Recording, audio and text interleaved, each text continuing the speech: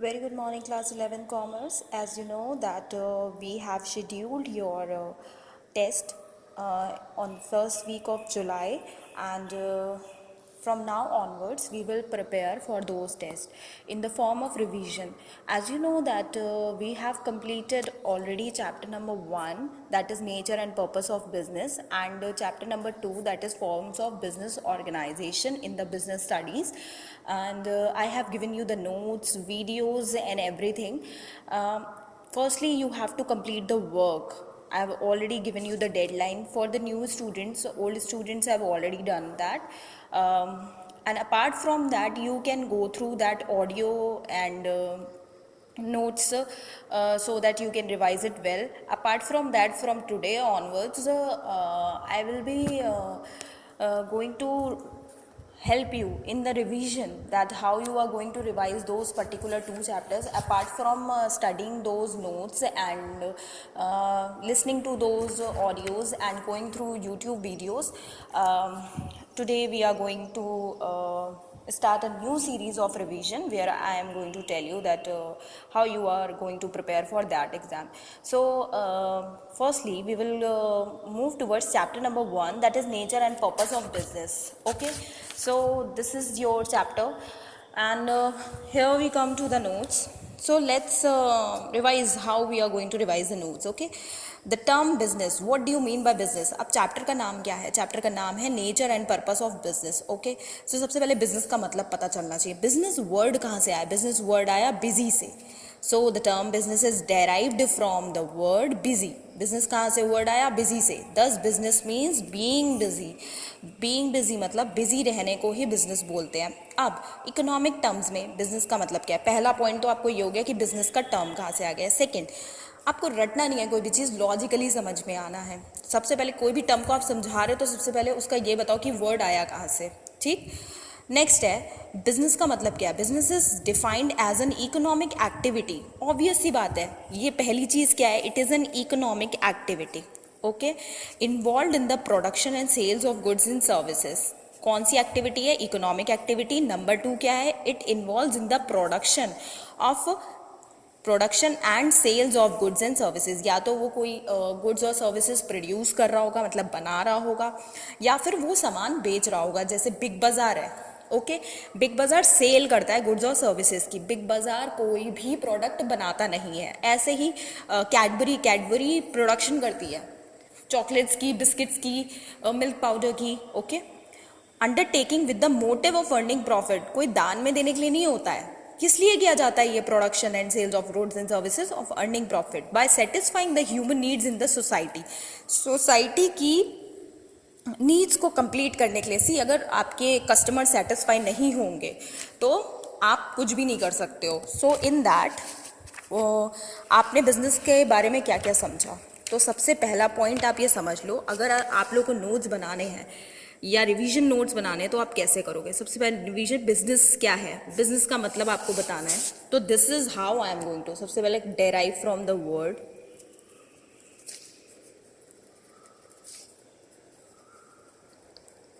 Business, busy.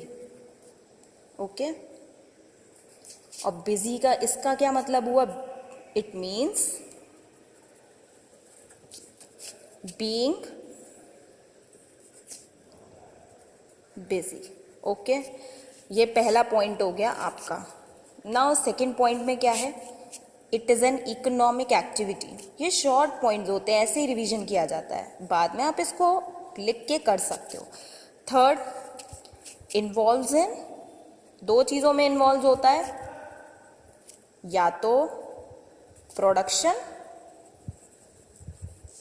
या फिर sales of goods या सर्विसेज. ऑल राइट, अब समझ में आ गया. 3 पॉइंट्स हो गए हमारे. नेक्स्ट वन क्या है? मोटिव क्या होता है? बिजनेस किया क्या जाता है? With the motive of earning profit. ठीक है. फिफ्थ क्या है? प्रॉफिट कैसे कमाया जाएगा? जब आपके by satisfying human needs in the society, या फिर इसको ये लिख सकते हो बाय सेटिस्फाइंग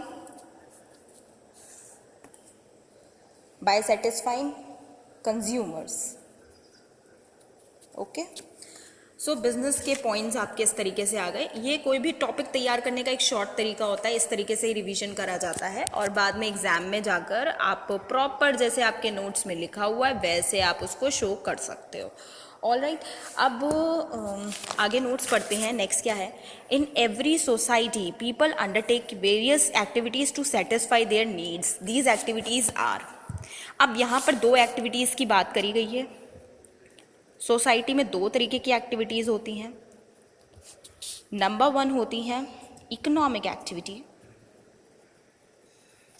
दूसरे नंबर पे होती है नॉन इकोनॉमिक एक्टिविटी। ठीक, economic and non economic as we have discussed in this. Economic activities क्या होती है, जो भी पैसे से रिलेटेड होती है, those activities by which we earn by our livelihood. For example teacher teaching in a school, like I am teaching in a school. Okay, तो ये मैं क्यों कर रही हूँ, सैलरी के लिए। तो ये क्या हुआ, this is an economic activity. Doctor operating in the clinic, doctor जो क्लिनिक पे सर्विसेज दे रहे हैं, तो ऐसी थोड़ा ना कि एनजीओ चला रखा है, नहीं, वो फीस लेते हैं।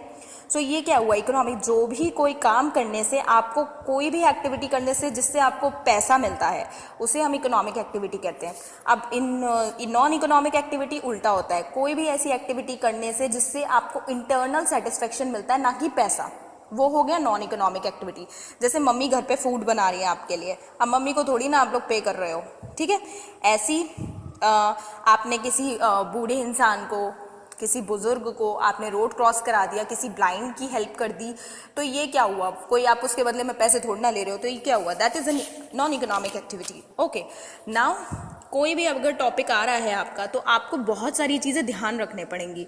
जैसे बिजनेस के बारे में पूछा गया, नॉर्मली क्वेश्चन 2 मार्क्स का है तो आप सिर्फ उसके बारे में मेंशन कर दोगे, लेकिन अगर 4 मार्क्स का है तो उसका नेचर या characteristics you have to mention. Okay, so characteristics of business activities में आप क्या लिखोगे, सबसे पहले इसी में से ही देख लो, ये क्या है, यही हो जाएगा कि इकोनॉमिक एक्टिविटी है। नंबर 2 क्या है, dealings in goods and services या फिर इन्वॉल्व इन द प्रोडक्शन। सो होता क्या है कि जो आपका मीनिंग होता है उसी में से ही आपको नेचर या कैरेक्टरिस्टिक्स मिल जाते हैं। उसके अलावा मोटिव ऑफ अर्निंग प्रॉफिट आ जाता है, या फिर uncertainty of earning profit, element of risk. So characteristics में हमने क्या क्या लिखा हुआ है, element of risk, obviously business में रिस्क होता है। Uncertainty of earning, dealing in goods and services on a regular basis, profit earning, sales on exchange of goods and services, production, procurement and goods and services and economic activity। ये इसके कुछ points हो गए। Again economic activity के बारे में अब ये सारी चीज़ों को मैंने डिस्क्राइब किया हुआ है, ये आप लोग पढ़ लेना, इसमें कुछ भी ऐसा डिफ़िकल्ट नहीं है। All right, so students, so here we have completed the meaning of business. And now we are going for the 3 terms. Okay, what are those 3 terms? That is comparison of business, profession and employment. ये 3 terms हैं, इनको कैसे हम define करेंगे। सबसे पहले business का, business देखो क्या होता है, अगर इनके बारे में आता है तो नंबर 1 है हाउ टू स्टार्ट या मोड ऑफ एस्टैब्लिशमेंट। बिजनेस कैसे शुरू करा जाता है, based on owners decision. Business owners के डिसीजंस के अकॉर्डिंग ही डिसाइड कर लिया जाता है। जब ओनर का मन होता है तब बिजनेस, जैसे आज आपका मन है कि कोई स्टेशनरी शॉप खोलनी है तो आप खोल सकते हो, कोई प्रॉब्लम नहीं है। ऐसी प्रोफेशन कैसे शुरू करा जा सकता है, प्रोफेशन के लिए आपको पूरी पढ़ाई करनी पड़ेगी, फिर आपको प्रोफेशनल बॉडी बनना पड़ेगा। जैसे आप डॉक्टर बनना चाहते हो, प्रोफेशनल डॉक्टर प्रोफेशन में आ गया तो आपको पहले उसकी पढ़ाई करनी पड़ेगी, फिर आपको प्रैक्टिस करना पड़ेगा, फिर आपको सर्टिफिकेशन लेना पड़ेगा, तब जाके आप इस प्रोफेशनल बनोगे। तो इसके लिए you need membership, creating membership, ऐसे शुरू नहीं हो सकता। एम्प्लॉयमेंट में क्या होता है, जॉब लेटर मिले जिसको हम अपॉइंटमेंट लेटर कहते हैं, ज्वाइनिंग लेटर कहते हैं, तब आप अपनी एम्प्लॉयमेंट यानी कि जॉब शुरू कर सकते हो। तो एम्प्लॉयमेंट मतलब जॉब होता है। नेक्स्ट है what is it's nature, nature क्या होता है।